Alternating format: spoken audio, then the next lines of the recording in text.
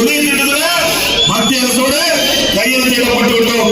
17-18 மின்கட்டண உயர்ல, 18-19 ஆண்டு மின்கட்டண உயர்ல, 18-19 ஆண்டு மின்கட்டண உயர்ல, 19-20 மின்கட்டண உயர்ல, 20-21 மின்கட்டண உயர்ல.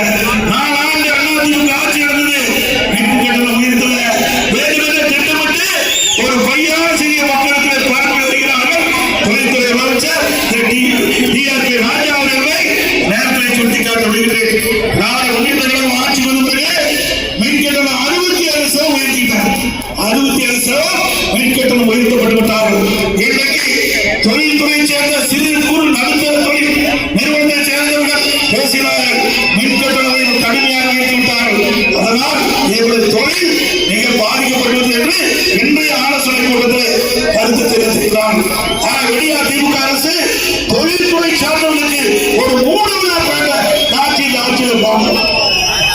இன்னைக்கு வீடுகளுக்கு மின்கட்டண உயர்வு, கடைகளுக்கு மின்கட்டண உயர்வு, அதே போல சொத்து வரி. இன்னைக்கு இது நகராட்சி. இந்த நகராட்சியில 100% வீட்டுக்கு வரி உயர்த்திட்டாங்க. 100% வீட்டுக்கு வரி. 1000 ரூபாய் வீட்டு வரி என்று அதிமுக ஆட்சியில் தான் இன்னைக்கு 2000 ரூபாய் வீட்டு வரி. அதே கடை 150% உயர்த்தப்பட்டுள்ளது. அதிமுக ஆட்சியில் 1000 ரூபாய் கடை வரினா இப்ப திமுக ஆட்சியில் 2500 ரூபாய் கடை வரி. இப்படி கடை வரியும் உயர்த்தி விட்டார்கள், வீட்டு வரியும் உயர்த்தி விட்டார்கள், அதோட குடிநீரையும் உயர்த்தி விட்டார்கள்.